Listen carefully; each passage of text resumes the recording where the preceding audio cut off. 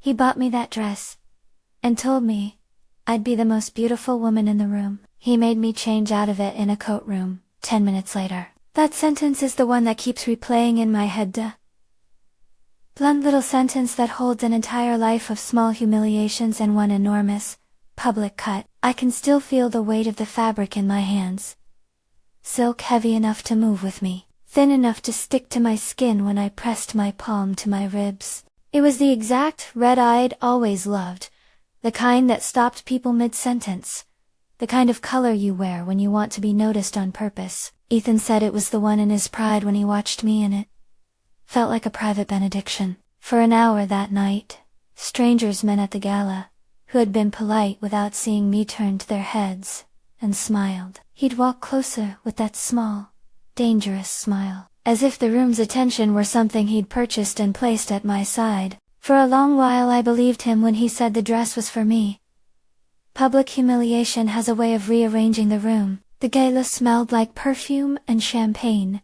Men in rented tuxes, with vies for client favors tucked behind their laughter. The chandeliers brightened in uneven circles, and my red dress threw off a kind of soft danger that surprised even me. We moved through the crowd with the kind of practiced ease that comes from years of attending the same charity breakfasts and fundraisers. Everyone knew Ethan's name. Fewer knew mine. At first, they did. A man from his firm raised his glass and complimented me briefly, politely about the dress. Ethan's smile stretched, something like ownership tightening around my shoulders. It felt poisonous the moment I noticed it. He put his hand where no one else would, a palm at the small of my back that said not simply we belong together but you are mine in this room. I felt his chest press against the fabric's back seam. I felt him measuring the space I took. Later, in the dim stitch of corridor that led to the coat room, one of his colleagues, Natalie, brushed past us, with a laugh that held a little too much warmth for my comfort. I remember the moment vividly. A stray light haloed over her hair, and she reached for Ethan's arm with that easy intimacy that is a betrayal dressed in a joke. He let her laugh into his ear, as if she were a private audience. Whatever color the world had been was beginning to drain. The coat room was small, battered brass hooks, and a mirror with one tiny crack. It felt like being ushered into a room for punishment. He told me to take it off, that the red was too much for the people we were with. His voice had been amused, like a man teaching a child her place. He folded the red dress neatly, as though it were a used napkin. He handed me his arm and led me back to the ballroom, wearing a cheap little black shift that hid nothing and said everything. I remember the fabric against my skin. The black cloth was like credit card plastic, dull and ashamed. I put it on because there was nowhere else to go, because the eyes in the room had turned from polite to curious, because the conversation around us had shifted to a new tension I didn't understand in real time. I put on the boring black one because, when a person you love tells you to shrink, you do it fast. It's a strange thing, being visible and invisible at once. I could see the faces of people who'd been smiling with me now. Glance quickly to Ethan, as if they needed permission to look back at me. The heat in my cheeks had nothing to do with the temperature in the room. I remember feeling like a plant that had been put in the wrong light. Leaves curling in a direction they weren't supposed to. Roots beginning to doubt whether they belonged in the soil at all. You always think that the moment you most want to forget is the moment that will stay. That night, I should have left. I should have walked out, let the red silk swing like a banner past the gold doors. Instead I stayed, because leaving would mean dismantling the life we had built, our mortgage, his career, the polite explanations to friends who assumed we were solid. I stayed because the humiliation felt temporary, and because the man making me smaller had always been more charming than cruel. At least in public. If this resonates, if you've ever felt small in a room full of people who should have seen you, share your reaction in the comments. I'd like to know I'm not the only one who has learned what silence does to a person. We met 3 years before the gala, late in the spring, when everything was trying to be new. He was all crisp cufflinks, and confidence that smelled faintly of lemon aftershave. I was still working nights at the hospital. I still am. The fluorescent hum of the ward has a way of setting your rhythm. He came in as a volunteer at a community legal clinic, sitting for hours with a thermos of coffee, talking to people who couldn't afford counsel. We fell together in those small, earnest ways. Conversations that lasted long into the night, shared sandwiches on a park bench, the kind of mutual admiration that felt like it could be a foundation. Ethan was attentive in a way that felt like oxygen. He remembered the way my mother liked her coffee, the way I braided my hair when I was stressed, the little things no one else seemed to notice. He bought me flowers just because, not because of an anniversary or a social obligation. When he told me he loved me, he said it with that precise timbre, the one that made me believe in safety. My early memory of us is a series of precise gestures: getting on the bus together, sharing that terrible takeaway pad thai in his cheap apartment, him reading my handwriting aloud because he liked how my letters dipped on the R's. There was tenderness then. I don't erase that tenderness. It is part of the truth. But tenderness and control are not mutually exclusive. That's the terrifying thing about emotional abuse. It burrows in under the soft parts of a relationship, and by the time you notice the difference, the bedrock has been silted over with excuses. The first time Ethan said something about my clothes in a way that landed, he couched it in humor. Not that, he'd say of a blouse, with a small, joking shake of his head. He would tease me about trying too hard at a party, or suggest a different blouse when we were out at an event. It didn't sting immediately. Who doesn't take advice from someone who loves them? But the comments kept coming, and gradually got narrower, and they always contained an undertow of "for your own good." If I wore a skirt he liked, he would tell me I looked right, and if I refused to change, he would puff as though disappointed. There were early sins, tiny, like cracks in porcelain. It was the slow accumulation that did the real damage. Dinner invitations were subtly timed to make it awkward for my old friends to attend. He would comment, softly, and again like a joke, on the needy women in my circle, their job, their habits, until I began to see my friends through his observed faults. He started suggesting that we spend more time with his colleagues, that those relationships would be better for both our careers. When my shift at the hospital ran late, and I came home smelling of antiseptic and sterile things, he would say, "You look tired," with a look that could be affectionate or scolding depending on what he needed at that moment. I learned very quickly to apologize for being tired. There were also, beneath the surface, smaller humiliations that were private but unmistakable. Once, after a week of what looked like normal life, he picked through my closet and pulled out outfits, with the same clinical applause he used when I told a patient their test results were good. "This is too loud," he said of a floral dress I'd once loved. "This says you want attention." He folded it and put it back, not quite hiding the judgment. He never raised his voice. He rarely yelled.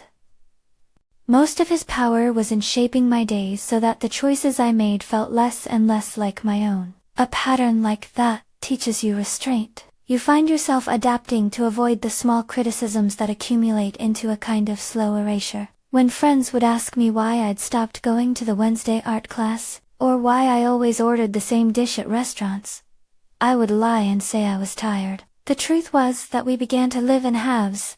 I would take my joy and fold it away, and he would thank me for being reasonable. That word, reasonable, became a pivot around which evenings turned, a compliment that also said, without saying, that I belonged to a narrower world than I had imagined for myself.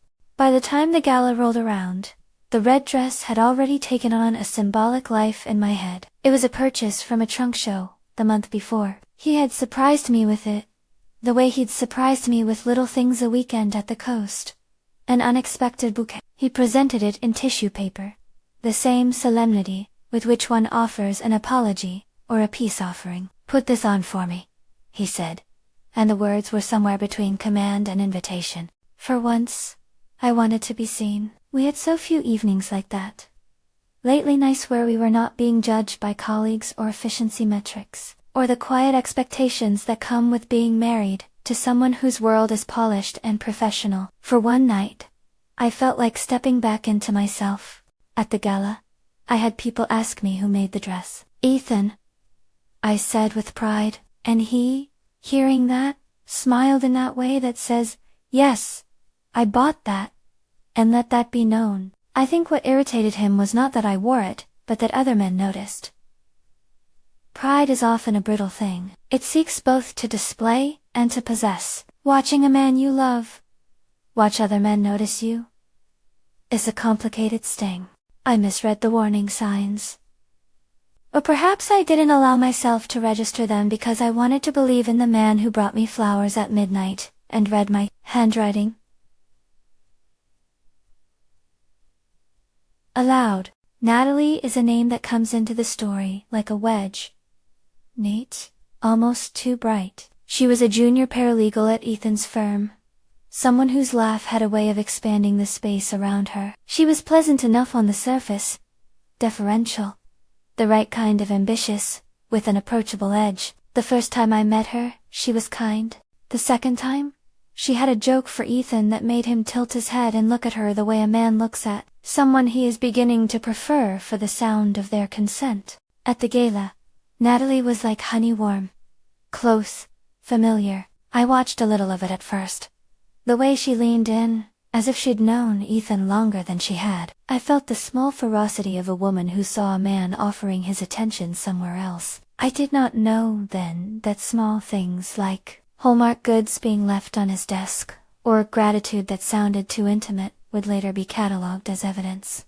I did not know he would begin to double book himself with meetings at odd hours, and call them emergencies with a sheepish smile that was never an apology. The courtroom incident is the hinge, not only in narrative but in sense a hinge that made everything on one side of it feel like an alternate life. He tugged the red from me with a casual authority, folding it as if it were a garment he had bought, and therefore owned the right to rearrange. When he handed me the black dress, he said, softly, that we should blend in. His eyes, though, were the part I remember.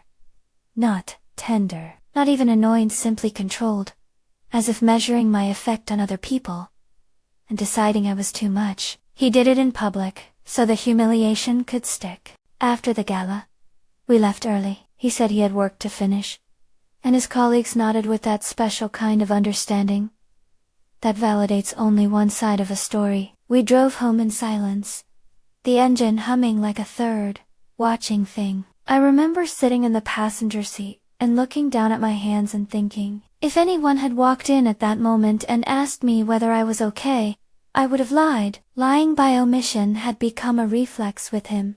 Shame has a way of quieting the voice that would otherwise demand more. The days after the gala were a slow unraveling. There were small signs different scent on a pillow, a hair that didn't belong to me, a receipt that slipped between pages of a book. I remember first convincing myself I was being paranoid. He's a busy man, I told myself. People are friendly at the firm. I told myself what many people in my position tell themselves. That to Dow is to destabilize everything. That Dow is expensive. But Dow hung in my spine like a splinter. I began to notice patterns. Late nights out that smelled of cologne I didn't own. Texts that he left open on the kitchen counter. A nickname I didn't recognize, tucked into a chat thread on his phone. The discovery of the hotel receipt was not cinematic. There was no dramatic ripping of envelopes, or cinematic crescendo.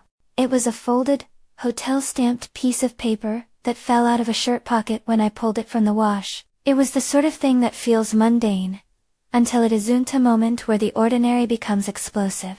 He wasn't clever about it. None of it felt constructed to be cruel. It was the accumulation of small lies and slippages, the kind that allows someone to hold two versions of themselves. The public Ethan with the perfect shoes and a lawyerly handshake, and the private Ethan with late-night hotel stays and a name on his phone that meant nothing to me until it meant everything. The receipt told the date, the hotel initials, a time. My stomach clenched like it always does before a long shift at the hospital.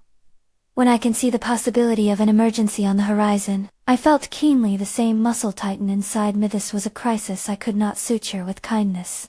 There was perfume, too. Not mine. A floral too sweet. Scent in a coat that hung in the closet where his jackets belonged. It wasn't the kind of perfume you would wear to a gala. It was more intimate than that. Meant for small rooms and late nights. I remember holding it to my face in that strange way you do with a threat. To see if it was what it smelled like. To see if my senses could betray me. For a long while my mind offered me excuses. Maybe a client left it. Maybe someone spilled it at the dinner. Maybe it was a gift he'd accepted at a firm holiday party. The day I found an unsent message that had never been delivered. A string where a nickname Red popped up in the drafts.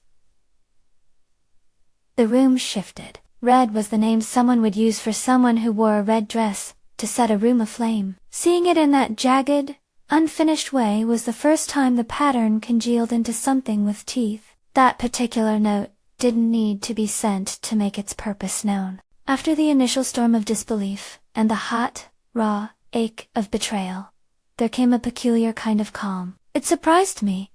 Where I had expected hysteria, I found a careful, internal clearing of space. Maybe it's the nurse in me, the habit of creating order out of chaos, numbering and labeling, and making sure things are where they don't cause harm. Maybe it was a slow knowledge that, if I wanted to leave something of myself behind for the world to see when I was gone, it needed to be written down. Whatever the reason, I stopped talking and I started paying attention to details in the only way I had learned to pay attention in a life, lived around other people's emergencies. Methodically, and without drama. I won't pretend I didn't consider excuses for him. I spoke to him. I asked questions that started like, "Is there someone else?" and watched him tilt his face to the light. He did what cheetahs often do. He offered a soft apology. And a line about not thinking. He minimized, turning the problem into something that made him look small rather than accountable. I remember the phrase he used. It didn't mean anything. The euphemism is as old as adultery and as new as the next betrayal. Words like that are sometimes offered with the sincere belief that they will stitch a wound. They don't. I called my friend Tasha first. Her voice was immediate. A warmth that made me feel less like an animal, and more like a person. She told me to breathe, to make lists of things that mattered, to do the opposite of spiraling by naming. She forced me into the kinds of practical smallness that save you. Sleep, eat, keep your hands busy. She would later be my anchor, the person who called me before dawn, just to listen, to keep my feet from dropping into the abyss. I also made a phone call I had been dreading, to a lawyer named Jessica Rowe. I had chosen Jessica because someone at work recommended her as very discreet and no-nonsense. Her office smelled like wood and coffee. She had a laugh that felt efficient. In her small square of a conference room, she asked me simple, legal questions: marriage length, joint accounts, whether we had a prenup. She didn't offer judgment. She explained things without drama. What a lawyer would need, what privacy considerations applied, what the potential steps could be. She was careful to emphasize that I should not do anything illegal or risky. That line felt like a moral chord. It reminded me I was not here to enact revenge but to create safety. I did not want spectacle. I didn't want to humiliate him as a show for friends. I wanted to be safe and to be free on my own terms. That was the pivot. The humiliation had awakened something inside me. Refusal. Yes, but the refusal settled into strategy. If we had assets tied together, if we had children or mutual friends, I wanted to create a path that preserved my dignity without devolving into vendetta. I wanted the kind of justice that a lawyer's office could offer. Measured, procedural, undeniable. I began, quietly, to catalog things: the receipt, the perfume, The messages they weren't instructions. I will not list how one might find such things, because the world doesn't need more ways to hurt people. But I will say this. I chose to keep copies, and to document what had already happened. That made it less likely that my memories would be dismissed as a hysterical attempt at rewriting the past. There is an odd power in being able to produce a physical thing that says to the person who harmed you, "This is what you did." It stopped the gaslight in its tracks, when, later on, the facts were needed. Making plans felt like rehearsing a new life. I opened a private savings account. In my names, small deposits at first, because there is a particular, practical shame in being financially beholden to someone who can reduce you to a shadow. It wasn't theft, it was an attempt to secure oxygen. I kept my hospital work unchanged, but I started to show up with a different posture, a small internal tightening that was part professionalism, part preparation. I told only a handful of people what I was doing. The fewer witnesses, the fewer opportunities for the story to mutate into gossip. There were nights I lay awake and imagined the confrontation that didn't fit with the woman I wanted to become. Part of me fantasized about dramatic scenes where he would beg and everyone would see the truth. Another part of me wanted nothing to do with the spectacle. The latter side won. The facade of dramatic tears or loud accusations would have fed his talent for performance. I didn't want performance. I wanted finality. I wanted the quiet dignity of a door closed without a slam. The days blurred into a sequence of small, deliberate acts. Hiring a personal box at a bank, scanning important paperwork to an email account only I could access, meeting with Jessica to understand timelines and the likely cadence of what would follow. At times, agency felt like a foreign currency, something I had to learn to hold and spend. Other times it felt like relief. The relief of not having my fate decided in a satin fold inside a coat rack. Survival, I learned, wasn't a single, heroic moment. It was a series of tiny refusals. The refusal to accept sarcasm as affection. The refusal to trade away friends and hobbies under the pretense of support. The refusal to have my life defined by someone else's reflection of me. I began to paint again in the afternoons. Small canvases, at first abstract splashes of color, that reminded me that I could make something without permission. The red paint found my fingers like an heirloom. It was not symbolic grandstanding. It was simple, muscle memory of a joy I had misplaced. Tasha noticed and asked me to come over every Wednesday to paint and drink bad coffee and talk about everything but him. Those afternoons were scaffolding. They reminded me I was more than a headline in someone else's story. Still, the shadow of the receipt lingered. Each time he offered an apology that felt rehearsed, my heart measured it against the hotel name folded in my drawer. Impotento apologisu. Those that begin with "I'm sorry you feel that way," are a particular cruelty. They restructure blame into anatomy. Suddenly, the offended party is the one who must carry the weight of explanation. I refused to participate in that grammar. If there was any future worth having with him, it would involve accountability, not warm platitudes. I also watched him. There's a distinct kind of seeing that comes when you decide not to be surprised any longer. I would listen to his phone conversations from another room, not to snoop but to understand context, whether work truly demanded what he said it did. I observed the accumulation of small things that, in themselves, could mean nothing, but together sketched a picture I could no longer ignore. It was not elegant. It felt like the work of a woman who had been trained to notice details by long nights in fluorescent hospital wards, who learned that the smallest symptom can indicate the largest illness. One night, months after the gala, he called me from a restaurant table under the pretense of a client dinner, and asked me to join him. There was a tone in his voice that sounded either hopeful or manipulative. I couldn't tell which. I chose, instead, to call Jessica and tell her where he would be. That decision felt both cowardly and brave. It was not the dramatic serving of papers.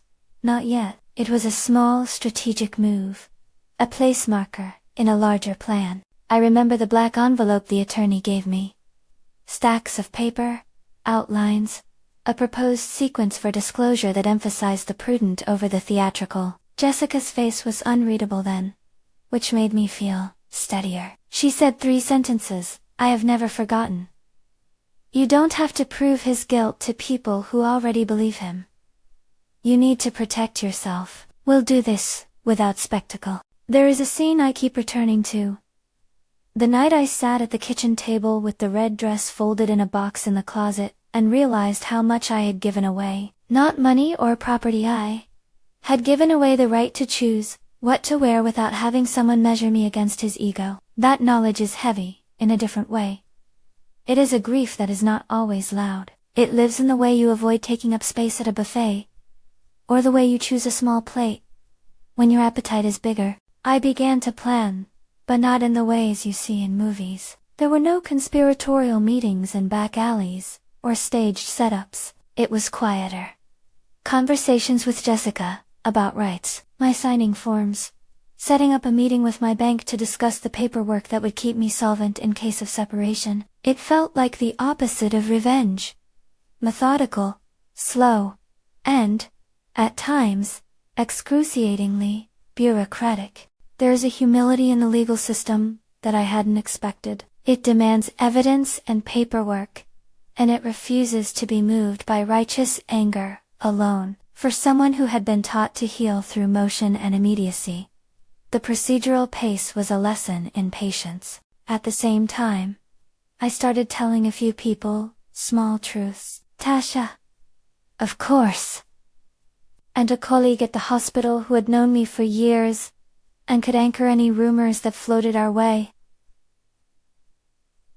I didn't want to be the town's entertainment for a scandal. I wanted my story told by the people who mattered, and in ways that preserved my dignity. A rumor about a lawyer's infidelity can be thrown away as gossip. A documented account that opens investigation cannot. That distinction mattered. I wanted my choices to be intelligible.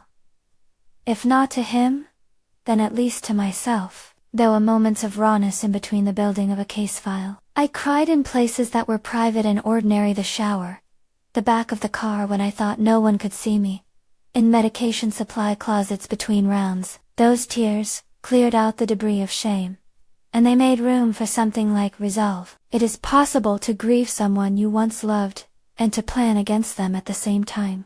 Grief is not adversarial to growth. It sometimes fertilizes it. Not long after I began those meetings with Jessica, the firm where Ethan worked started to change in small, interesting ways. No one called me to report anything. The firm is not a theater for my vindication, but there were rumors, small terms like inquiry and review, used by people who speak in professional shorthand about things they must not say aloud.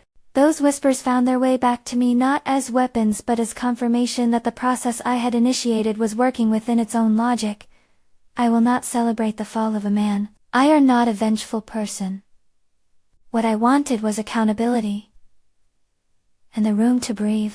There was a brief period where he attempted to apologize in grand gestures. He booked a weekend trip, and said we should try again, that we should remember why we were good together. He brought the same lemon-scented cologne, and a bouquet that wilted within 2 days.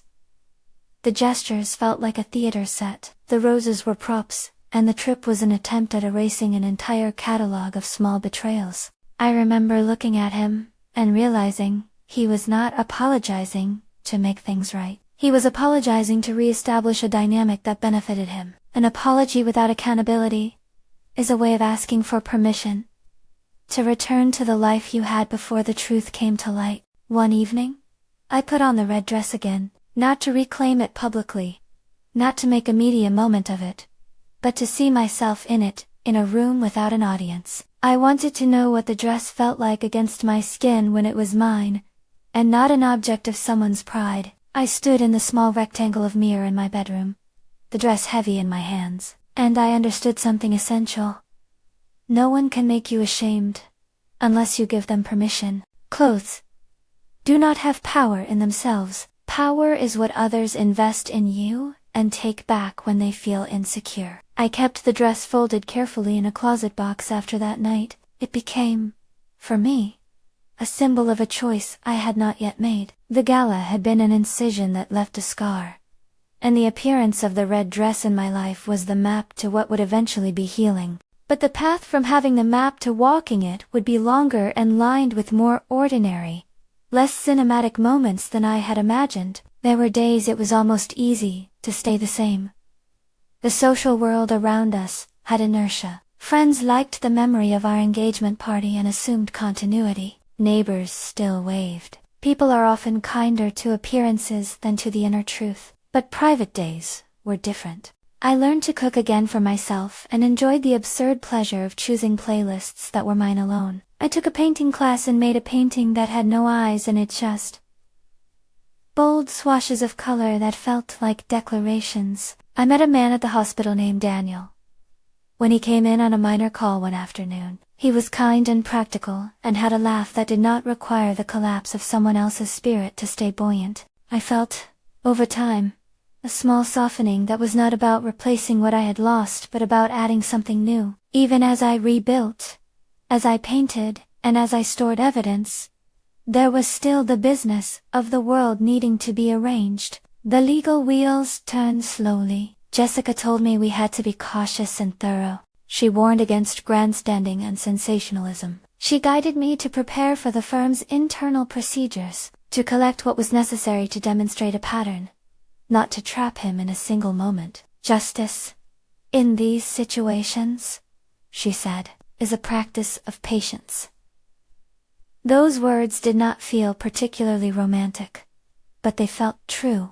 At night, sometimes I would take the red dress out and touch it gently. I would imagine wearing it again, not because I wanted to force a scene but because I needed to reclaim the image of myself that had been stolen in that coat room. The idea of returning to the gala in red became a private talisman, a possibility that glowed in the distance like a lighthouse. It was not a plan for vengeance. It was, rather, an emblem of choice.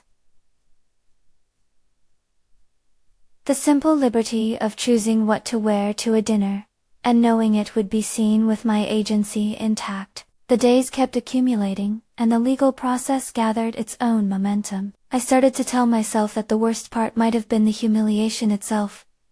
The way he had taken pleasure, however small, in making me small. There is a real force to being seen as less. People stop investing in you when you stop investing in yourself. That night in the coach room made me realize where I had been withholding myself and where I needed to stop. My acts of preparation were mundane but fierce. Re-establishing financial lines, talking frankly with people I trusted, picking up canvases, breathing when I felt like screaming. I cannot condense the months that follow into a tidy paragraph, but there is a point where the tide shifts enough that you can see a horizon. You see cause and effect begin to line up in a way that tells a story.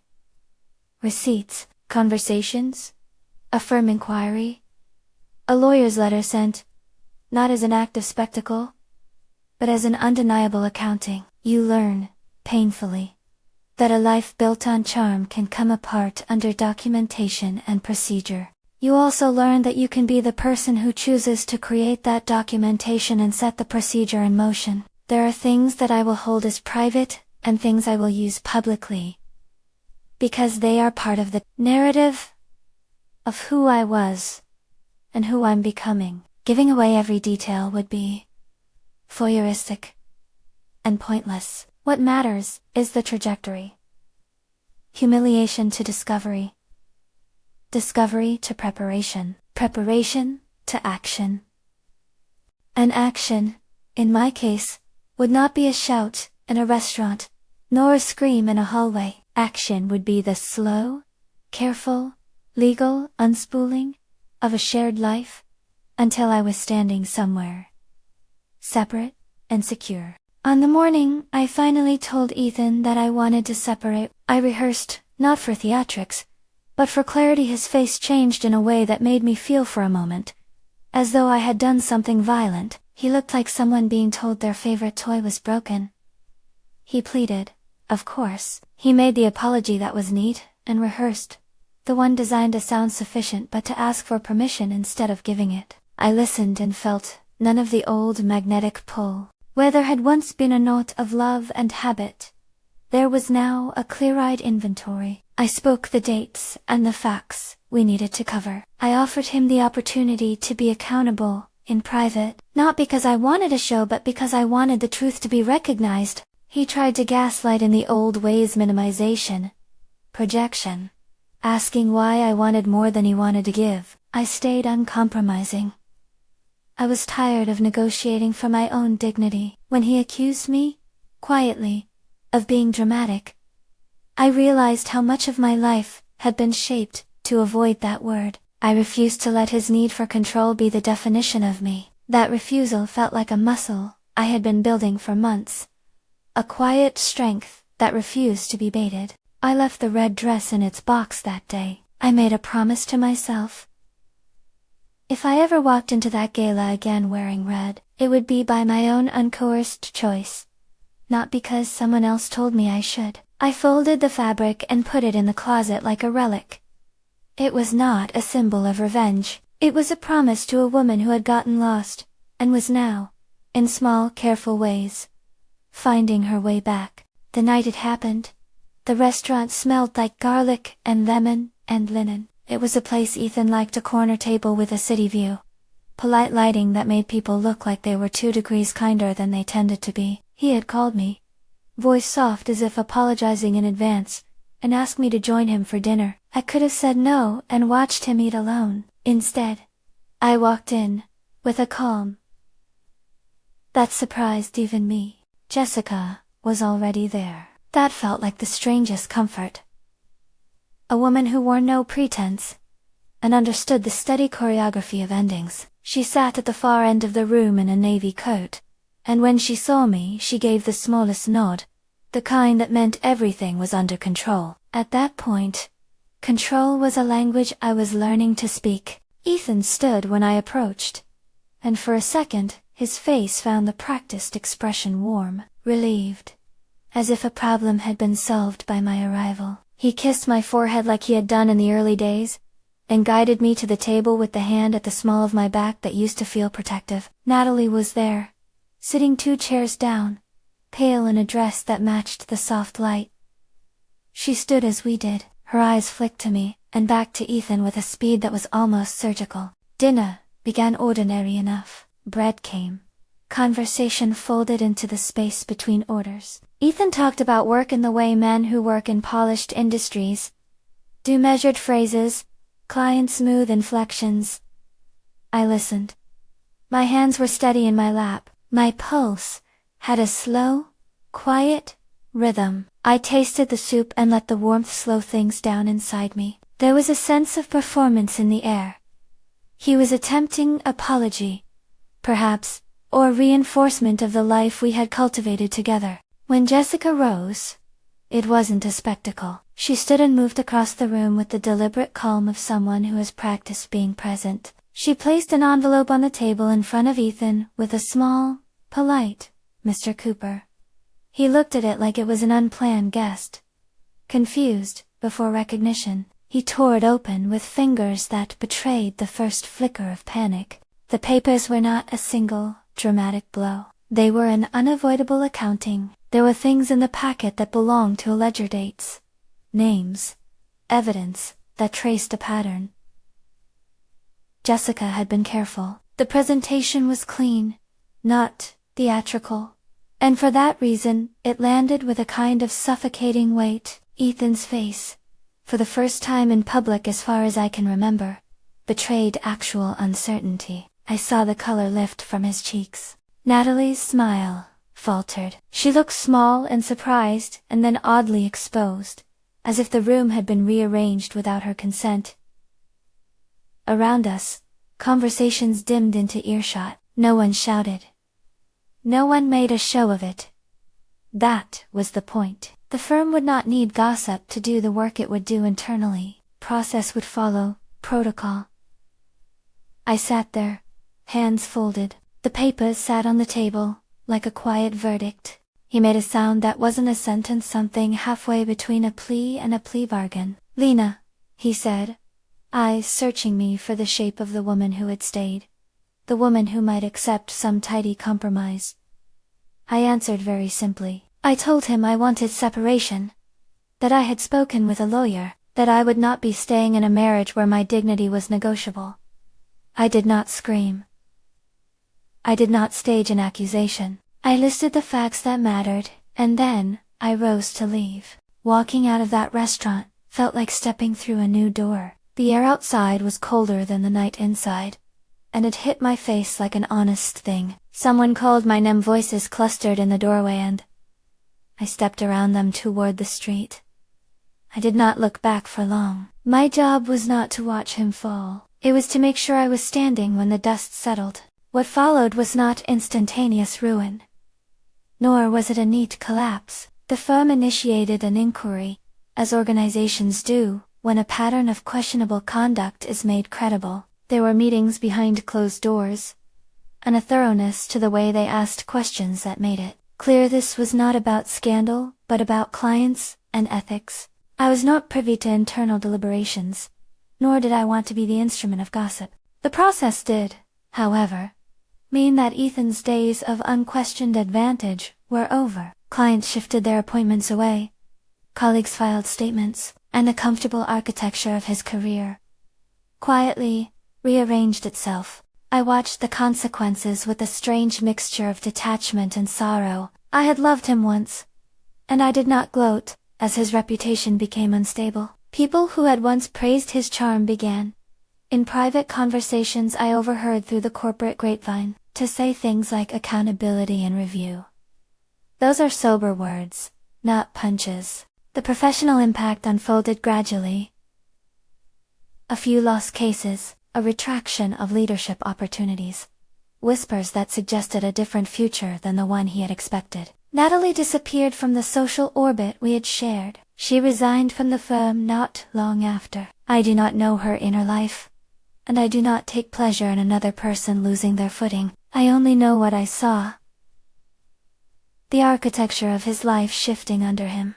He called, predictably. There were messages that read like drafts of contrition, some sincere, some not. He sent flowers once, apologetic and immediate. I donated them to the hospital instead. He offered explanations that tried to fit into shape. Stress, a lapse in judgment, a story where he seemed smaller than I had known, and larger than I needed him to be. I did not respond to most of the calls. When I did, I was blunt and simple. I would not be returning to a life where my presence was conditional on someone else's comfort. The separation took its time. There were accounts to sort, and shared items to divide. Jessica was meticulous and kind in a way that made bureaucracy feel like a scaffold rather than a battlefield. There was paper to sign and decisions to be made about who kept what. It was not, at any point, vindictive. It was practical. And after months of discrete steps, of legal measures and small confirmations that a parallel life was possible, I moved out. My new place was a sunlit condo on the 4th floor. The windows were generous and the light came in a way that made ordinary objects look like artifacts. I furnished it slowly. A couch that fit too but suggested company, a desk where paints could live, mugs that did not match because I liked that the kitchen could be mismatched and honest. It was a deliberate act of reclaiming domestic space. Where I'd once trimmed myself to fit the shape of a shared existence, I now allowed my apartment to carry the shape of me. Painting became daily. At first, it was a way to fill afternoons between hospital shifts. Then it became something more. A place to practice being the center of my own attention. I painted in bursts abstracts with color blocks that didn't try to mean anything other than pleasure. The red returned to my palette like an old friend, but softer now, tempered by other hues. My canvases kept a small, private dialogue. This one was about light, that one about quiet, and this one, lodged in a corner of the studio, was a field of reds and blues that made me laugh sometimes at how fiercely alive it felt. Tasha was steady. She showed up with casseroles, and a blunt honesty I had longed for. She did not try to fix me. She reminded me to eat, and to see people who saw me as whole. We took long walks that demanded nothing more of me than my presence. Those walks, punctuated by coffee and the occasional art supply run, became the scaffolding of my new life. Daniel came into my life like an unpaid bill, quiet, uncomplicated, and absolutely not urgent. He was a paramedic who had once wheeled a patient past me in a flurry of adrenaline and then returned a week later to drop off a card for the staff. He had a laugh that didn't require anyone else to look diminished for it to land. We met for coffee and then for lunch, and then for museum afternoons, where he listened to me talk about color until his eyes went soft. He did not ask me to account for every scar. He accepted the shape I presented and offered his own without trying to fix it. Love, when it came back, felt like a slow tide. It did not knock me over. It invited me to stand where water met sand. Time is not a cure so much as a teacher. It changes the way things hurt and the way you understand them. My anger softened into clarity. My humiliation became a footnote, and my dignity, the running thread of what came after. People told me strength looked good on me, but I knew it was not an ornament. It was the result of small, repeated acts: paying bills, opening a new account, calling my mother back, painting even when my hands trembled. The year anniversary of the gala came and I realized, with a kind of surprised calm, that I had promised myself something: to wear the red dress again when I could do so without looking to someone else for permission. It felt important, not for spectacle, but for ownership. I bought a simple ticket to the same charity event, this time on my own end. I had the dress taken out of its box and smoothed with hands that remembered every seam. That night, I chose a beauty routine that was wholly mine. I put on the dress in a sunlit room and fastened it without a mirror. When I looked at myself, I saw a woman who had been through something sharp and come back with edges that fit her shape. I wore small earrings and a pair of shoes that did not scream for anyone's attention. The dress would do that. I told Tasha I would be fine and kissed her cheek and stepped into the car. Walking into the gala the second time felt not like confrontation but like a reclamation. The chandeliers were the same. The air held the same mixture of perfume and conversation. I moved through the room with a posture that was unhurried. People noticed. Some smiled. Some turned their heads. Ethan was there. I saw him across the room like a detail in a painting, his expression, a study in constraint. He looked older in a way that had nothing to do with his years and everything to do with the life rearranged. We passed within a breath of one another. He lifted his chin, as if to nod. I did not nod back. No words passed between us. I felt no victory in his discomfort and no hunger for spectacle. The dress caught the light and moved with me. That was enough. I had not come back to balance a score, but to attest to a decision I'd made months earlier. To choose myself. People ask, sometimes, whether accountability is the same as punishment. In my experience, it's not. Accountability is a set of consequences that arrive because systems permit them. It is not revenge, dressed as righteousness. What I wanted, and what I got slowly, through careful work, was the space to rebuild. There is dignity in that quietness. I still paint. I still take night shifts.